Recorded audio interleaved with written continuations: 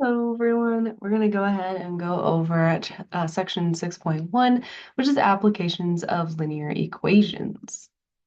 As an overview, a lot of the time students, maybe you, maybe not, but have a lot of that idea of when will I ever use this, especially when it comes to math classes. So nobody will ever claim that you will have to solve multiple equations every day once you leave the classes behind, but solving problems is a topic that is widely applied to all areas of life. So many times in life, you do mental math, which is typically a form of algebra or arithmetic, and solving problems, which is a huge thing in math, is something that comes up a lot in real life. So, knowing how to solve problems mathematically is how we're going to look at it, but even in general, are things that we do in math that will apply to your everyday life. So, in this section, we will solve problems that relate to issues in our world and how to begin solving them. So the general procedure for solving word problems, we have about 6 steps here. So the first step is to read the problem carefully. You want to write down any relevant information that's provided and make sure to identify what you're being asked for. You can draw a picture if you need to, or not if you don't need to. But so you want to just start off by identifying what you're being asked for. You want to know what you're actually needing to find. Then step two, you'll assign a variable to unknown quantities. And this is often what you're being asked to find. So the thing that you're being asked for, you definitely want to assign a variable to that unknown quantity that you don't know yet. Then step three, write an equation based on the information that is given to you. You want to remember that an equation is a statement of two equal quantities, meaning that you will put an equal sign in your equation somewhere. Then step four, solve your equation. So you'll solve your equation, make sure you can get the right answer, the thing that you're looking for. Then step five, you want to make sure you're answering that question correctly. You want to reread the problem and write your answer in sentence form if needed. A lot of the times when it comes to word problems, we'll answer in words as well, and answer in a sentence. And step six, you want to check to see if your answer makes sense. So, does your answer make sense to the given problem? You can even just check your answer in general to make sure it's correct, but you want to give context to your problem. If you're asking for some sort of quantity of some kind, anything along the lines of like, how many cans of paint would it take to paint this room? Type of question. You want to make sure that answer makes sense. If you get a negative answer, you can't have a negative value of paint to paint a room. You need a positive value, or the lowest would end up being 0. Another thing that wouldn't really make sense is if you were having a small room, but you needed thousands of gallons of paint. That seems like a lot. So you want to kind of think about the context of your problem and think about, could this answer make sense? So those are the types of things you're going to do at the end to kind of check to make sure your answer makes sense for your problem. So common phrases that are representing operations, they're going to come up very often in word problems. So we're going to go through kind of what this means. So we're going to start with addition. So these would be things like six more than a number. So a number is typically going to be represented by an x or any other variable for that matter. It could be y or whatever you want to call it. So we say six more than a number. That number is x, and there are six more of them, and that indicates addition. So that would be x plus 6. We could say a number increased by 8. Increased means, in addition to, so that is addition, that would be x plus 8. 5 added to a number, so x plus 5. And the sum of a number and 17 would be x plus 17. So things like more than, increased, added, sum, those are all indicative of addition. So whenever you see those words in a word problem, that means that that thing that you're attributing it to, that will be added. Then we have subtraction. So we have 18 decreased by a number. So that would be 18 minus x. Subtraction does have order, while addition, the order does not necessarily matter, but subtraction it does. So we would say 18, 18 is first, decreased by a number. So 18 minus x. Then we have 6.5 less than a number. So that would be that number minus 6.5. 3 subtracted from a number. So that number minus 3.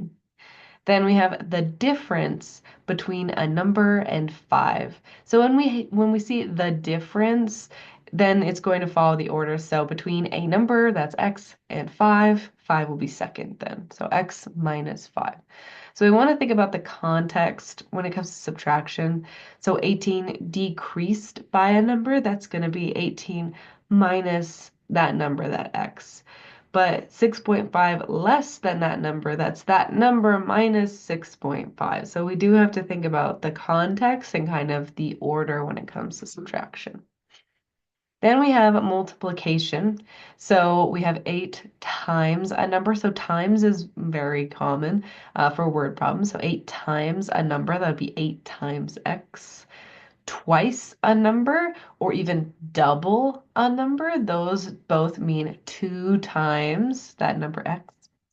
A number multiplied by 4, that one's pretty straightforward, so it'd be 4 times x. The product of a number and 19, product means multiplication, so anytime you see product, that means those two things will be multiplied. So 19 times x.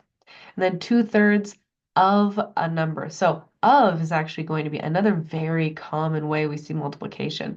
So number, some digit of a number, that's going to mean multiplication. So 2/3 of a number would be 2/3 times x. With multiplication and addition, the order does not necessarily matter, but subtraction and division, it does. So you want to be mindful. Then lastly, division. We have a number divided by 5, so it'd be 8 divided by 5.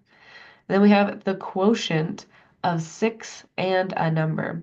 So when it comes to saying the quotient, it's going to follow the order in which you write those next two things out. So the quotient of 6 and a number, 6 will be first, x will be second. So 6 divided by x. So we want to be aware of the order when it comes to subtraction and division so we know that we're writing it correctly. But those are all the common phrases that represent operations. So we're going to translate each verbal statement into symbols. We're not going to solve or anything, we're just going to translate them. So starting with A, we have 14 times a number. So like we said, the word times indicates multiplication. So we know that times means multiplication, and we have 14 and a number, which typically, remember, we say a number is x, so that would make it 14x, or 14 times x. Then B, we have 10 more than the product of 8 and a number. So we have a few things going on here. We have 10 more. That more usually indicates addition. And then we have the product of 8 and a number, and product means multiplication. So we have two different things going on here. 10 more or more than is addition, product is multiplication. So we have addition and multiplication happening here. Now, we want to follow order of operations with these problems, so we know that the product would typically be done first, and then you would do your addition. But since we have addition and multiplication, the order doesn't necessarily matter as long as we're putting the right things together. So product is multiplication of 8 and a number, meaning x, so 8x, and then 10 is being added to that. So we would have 8x plus 10. Now, if you wrote this as 10 plus 8x, that works as well. That is the same thing, just the order doesn't necessarily matter. As long as the 8x is together and you are adding the 10, then that means that it would be correct. All right, then we have C, 3 less than 4 times a number. So once again, we have two things kind of going on here. 3 less than 4 times a number. So we have our less than, that's going to be subtraction. And then we have times, which we said before was multiplication. So less than is subtraction and times is multiplication. Now we do have to consider the order since we are dealing with subtraction. So we have 3 less than 4 times a number, which means that in essence, we would do 4 times the number first and then subtract 3. So we want to make sure that that 3 is going to come after the 4x to subtract. We don't want to do 3 minus 4x because that is different. That would produce a different value.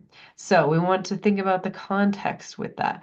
4 times a number is first because then it will be 3 less than that. So we would have 4x minus 3. Then lastly, D, we have 1/2 of the sum of a number and 18. So we have the word of in here, which we said was multiplication. And then we have the word sum, which is addition. So we have multiplication and addition here. But we need to look at our statement here. 1/2 of the sum of a number and 18. So if we wanted to solve this, we would have our 1/2 being multiplied, but we're being multiplied by the sum, meaning that our sum of a number and 18, that is isolated, that is separate. That, if we were doing order of operations, would have parentheses. So we said that of was multiplication and sum was addition, but it's 1/2 of the sum. And the sum is, x plus 18. That needs to be separate from multiplying by 1/2. So we would put parentheses around x plus 18, and we would have our 1/2 in the front to multiply. So we get 1/2 times x plus 18 because it's 1/2 of the sum, which is x plus 18. So there we go. So we translated each verbal statement into symbols just to kind of see how that looks, see kind of the different variations we can have. Sometimes order matters, like with part C. With A, B, and D, the order didn't necessarily matter, except for what was naturally kind of stated in the verbal statement. So D was another time that order kind of mattered, but it was more like the organization mattered. So, we had x plus 18. The sum had to be separate from the multiplication because it was the multiplication of the sum, which makes it a little bit different. So we see all the different variations we can get by translating our verbal statements. We can kind of tell that a small change in our vocabulary could produce quite a different answer there. So we have to be very attentive with our verbal statements. So, all right, we're going to try another one here. We have a teacher with a fondness for joking around with students tells one that if he doubled his score on the last test and subtracted 12, he would have just barely gotten an A. The syllabus says that the minimum cutoff for an A is 92. So we want to know, what is the student's score? So we can discuss this a little bit, and then we're going to go to our notes to actually solve. But so we want to see here, if we doubled the score, so we see that word there, doubled, that typically means 2 times something. So in this case, it's his score. So if we multiplied his score by 2, and then subtracted 12, he would have just barely gotten an A. So, what does that mean? Just barely have gotten an A. We say the syllabus is a minimum cutoff is 92.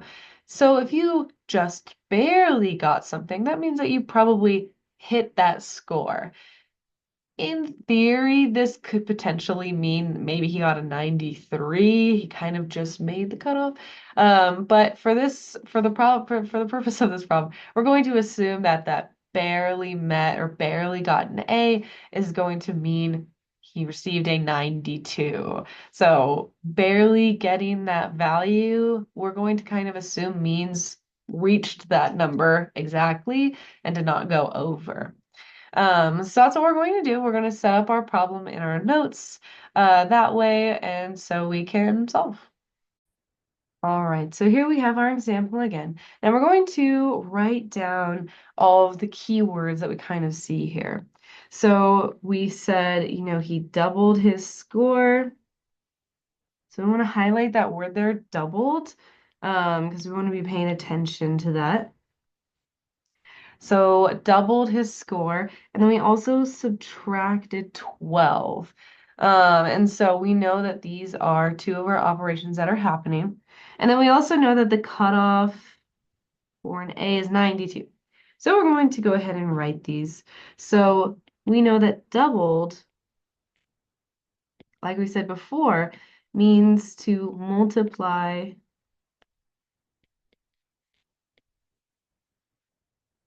by 2 and subtracted 12. That one's pretty straightforward. We know that's going to mean, subtract 12. Like we said, that one's pretty straightforward. So we're multiplying by 2 and subtracting by 12. And so when we set this up, we say his score. Now, we don't know what his score is. It's an unknown quantity. So we can say his score is X or S or whatever you want to choose. Let's go ahead and let's say S is the student's score. So we have S. So when we double his score, we are multiplying the score by 2. So meaning that we're going to have 2 times S, the score, and then we subtract 12. So 2 times S minus 12. That's kind of our setup here. Double the score 2 times S, subtract 12 minus 12.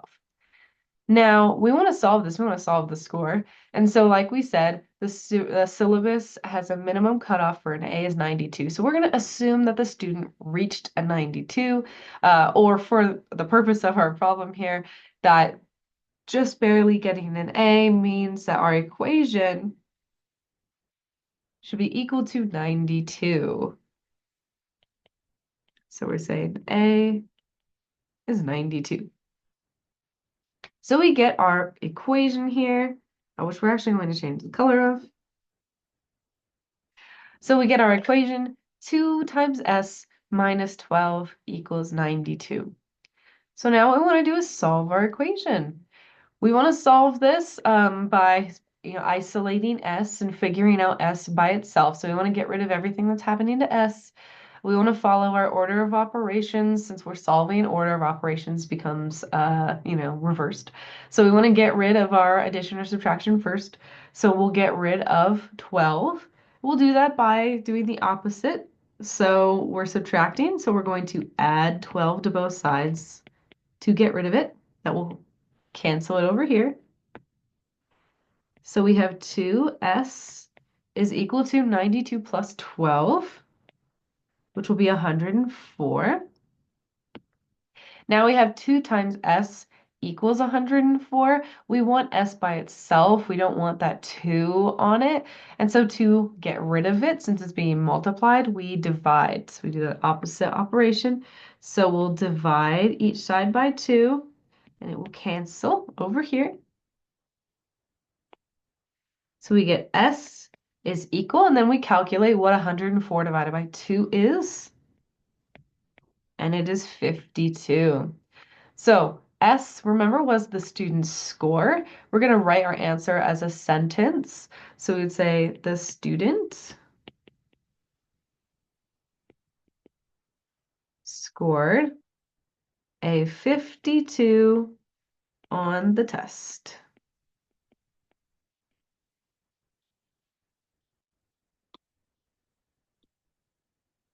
And that would be our answer. The student scored a 52. When it comes to your homework and whatnot, you probably just have S equals in a box.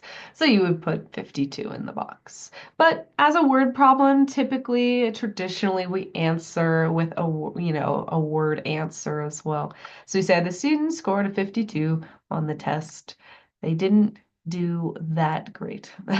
So that teacher was a little bit mean for joking with him like that. So we double the scores, subtract 12, it would have gotten a 92. Now we want to check and make sure our answer is correct. So we check by plugging in our value of s into the equation that we developed. So our equation was 2s minus 12 equals 92. So when we check, we're going to replace that variable s with 52 and see, and just make sure that we get the answer 92. So we'll multiply 2, because now we're doing, remember, order of operations. So 2 times 52 is 104 minus 12. So we do 104 minus 12, which gives us 92. So we checked 92, yes, does equal 92. That means that we got the correct answer there, and therefore our student definitely scored a 52 on the test. And there we go. That wraps up our example there. So let's go ahead and go on back to the lecture. Now we finished our last example. We have another example that we're going to do. So this example is different. This says, after a busy Friday evening, the tip jar at an off-campus bar is stuffed full of dollar bills and quarters. The tradition is that bartenders split the dollars while barbacks split the quarters. There's $245 in the jar with 3 times as many quarters as dollar bills. College students are not known to be good tippers, I guess traditionally. How much money goes to the bartenders and how much goes to the barbacks? So this is a longer word problem in this case, but that's because it kind of gives you a lot of fluffy information. It kind of sets up the problem by telling you, okay, we're dealing with a tip jar at an off-campus bar. The tradition is that bartenders split dollars, barbacks split quarters. So it's giving you kind of this like kind of extra fluff to your problem. And then again, by telling you that college students aren't known to be good tippers. And then finally, at the end, the actual question is, how much money goes to bartenders? How much money goes to barbacks? So that's really what we're trying to find. And we have the information for the tip jar. There's $245 in the jar, but there are 3 times as many quarters as dollar bills. And then we have our question, how much money goes to bartenders? How much money goes to barbacks? It's not explicitly laid out, but we are being asked for how much of the $245 is dollar bills and how much of it is in quarters. Because we know that the bartenders will split the dollars and the barbacks will split the quarters, and that's what we're being asked for. So really we're being asked for how much is in dollar bills and how much of that is in quarters. So that's really what we're trying to get at with this type of problem. So we'll need to establish an equation for our problem. So find out what combination of dollar bills and quarters satisfy our relationship of having 3 times as many quarters as dollar bills, and also together added, so the sum of those should equal $245 in total. So that's the problem that we're trying to solve for here. And so we can go ahead and go to our notes to solve for that. All right, so we're going to do the same thing as we did last time. We're going to highlight the parts of our problem that we know will show up in our equation. So we're going to highlight this. Now, we know that there's $245 in the jar. That's going to be important for our problem. And then 3 times as many quarters as dollar bills. And so that's really kind of what we want to do. And then we're separating this by how much money goes to bartenders and how much money goes to barbacks. But we want to remember bartenders get the dollars and barbacks get the quarters. All right, so really we're just asking how much of it is in dollar bills and how much of it is in quarters. So we want to go ahead and start setting up our problem. So we have our statement here, 3 times as many quarters as dollar bills. So we've got this statement here. We're going to go ahead, we're going to define our statements, we're going to go ahead and, give them variables. So let's go ahead and say D is for dollar bills and Q is for quarters. So D is dollar bills and Q is quarters. And we have our statement 3 times as many quarters as dollar bills. So in our statement, we're doing a comparison. So it's kind of like versus, 3 times as many quarters versus dollar bills. So we're comparing quarters to dollar bills. This creates a different type of equation. So this is an equation in and of itself because we're saying that in some way one is equal to another with some variation of 3. So this is an equality in and of itself. And because it's a comparison, it ends up being a little bit different. Now we're going to write something, and it's not going to be correct, but we're going to write it. So 3 times as many quarters as dollar bills. It is really, really tempting to just follow the order of the problem, just straight through. 3 times means multiplied by 3, so 3 times means 3 times. And if we just keep going in order, the next one would be quarters. And we could say, oh, as means equal, and dollar bills would be D.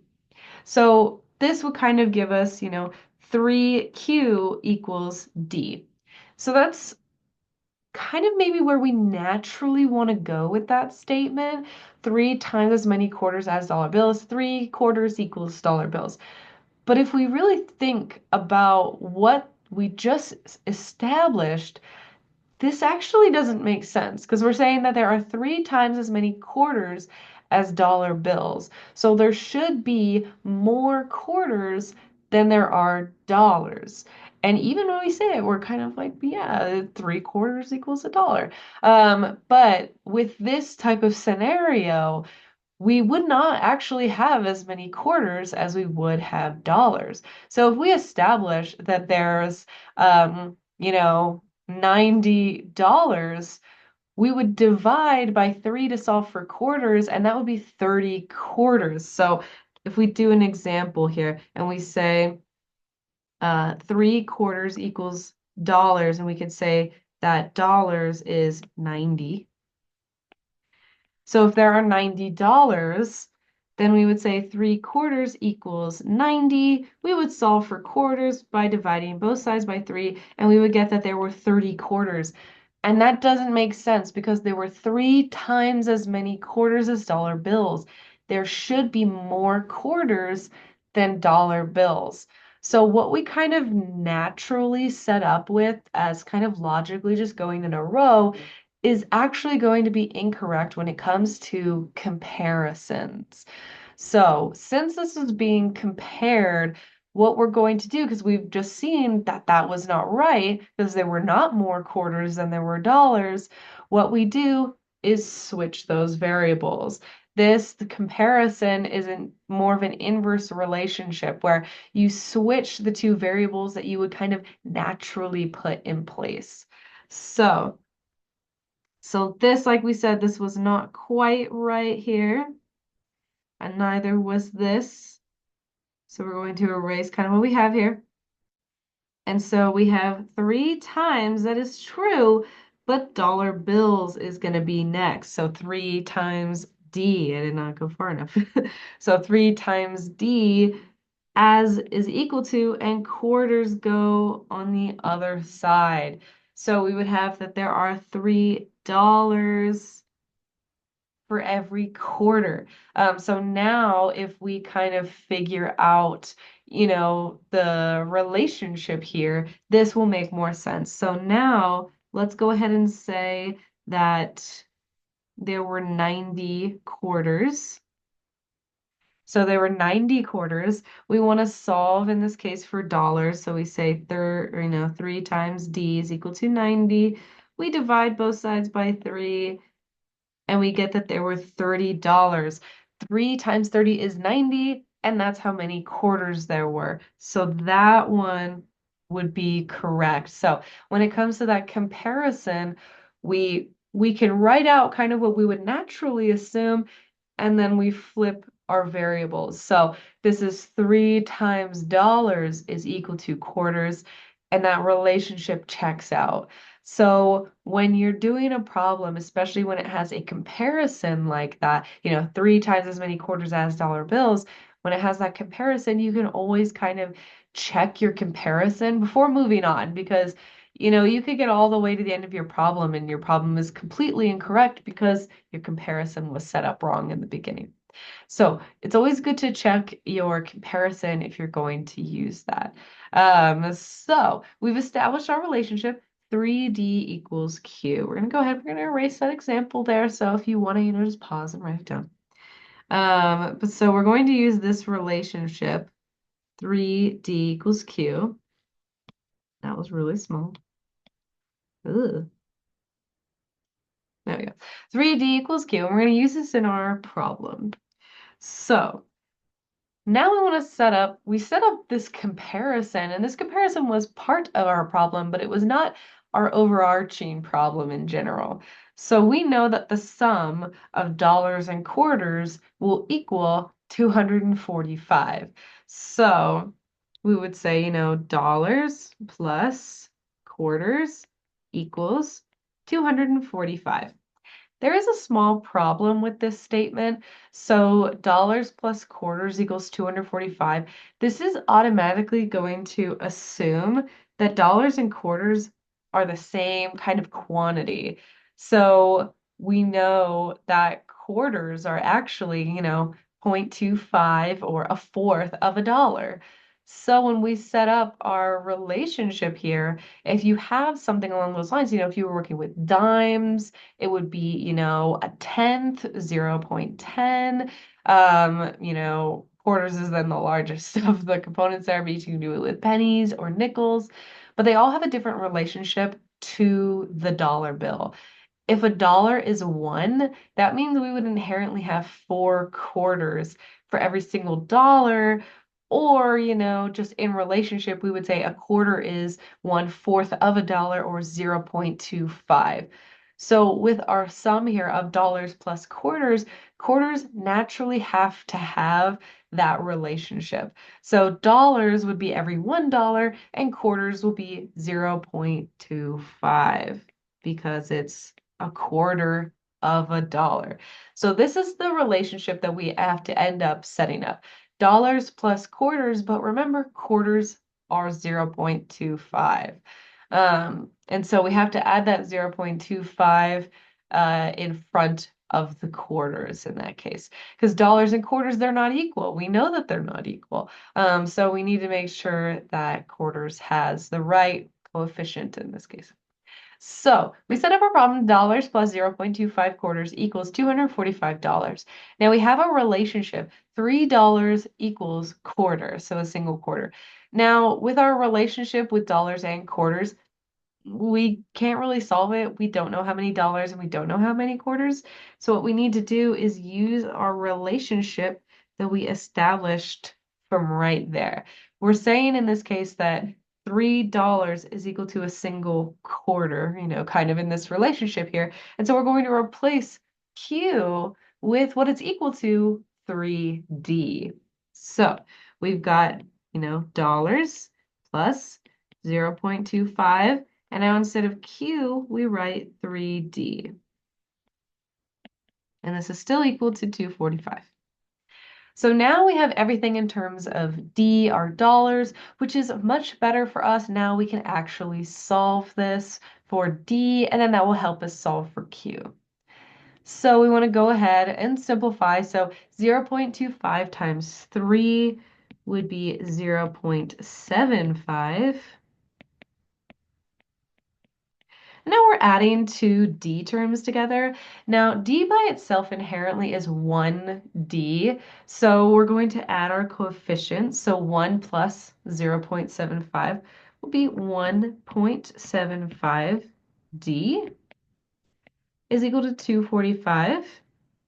Then we want to solve for D, so we're going to divide by 1.75. And when we do that, we can use our calculators to do 245 divided by 1.75, and this will give us 140. So this is one of our answers here. So that means that there are $140 bills. Now we want to find quarters as well. We have our relationship for quarters, 3D equals Q. So we can plug in our value for D. So since we know that D is equal to 140, we would get 3 times 140 equals Q from our relationship at the top there in red. So we multiply 3 times 140, that would be 420. So there are 420 quarters. And so we found how many dollars, we found how many quarters. Let's go back to our problem and just read that last part. How much money goes to the bartenders and how much goes to the barbacks? So we're going to write our answer in word form. Since this was a word problem, we're going to write our answers out in word form here and say how much goes to the bartenders and how much goes to the barbacks. So we would say bartenders will split, because we're saying that they're splitting them, $140. That's how much our dollar bills were. And the barbacks will split. And our question was how much money will they split? Now, 420 quarters, you could definitely say that. You know, the barbacks will split 420 quarters. But really, what we're kind of looking for here is what is the dollar amount, not the quarter amount. So what we can do is we can convert our quarters to dollars. So we could convert quarters to dollars by dividing by 4, because there are 4 quarters in every dollar. So 420 quarters divided by 4 quarters, which creates $1. We could put that in our calculators, and this would give us $105. So when we write our answer, we would say the bartenders will split $140, barbacks will split $105, which was 420 quarters. So it does depend on just what your question is asking you for. If, you know, it says bartenders will split how many dollar bills and barbacks will split how many quarters, you would put in 420 quarters. But if it's just asking you just for the dollar amount, you do need to convert anything that's not in dollars into dollars, just to be sure. And so you can also, you know, check your answers a little bit better this way. So since we determined that our quarter amount was $105, 105 plus 140 is $245, which was the amount in the tip jar that we established earlier. So that does kind of help us check our answer a little bit there, just to make sure that our values are correct. Because if they added up to the wrong number, we would know for sure that that was the wrong answer, or that a mistake was made somewhere. So you can always do a little check so we can check. Like we said, we add up, you know, 140, there we go, 140 plus $105 plus quarters, and this came out to, yep, 245, which was how much was in the tip jar. And there we go.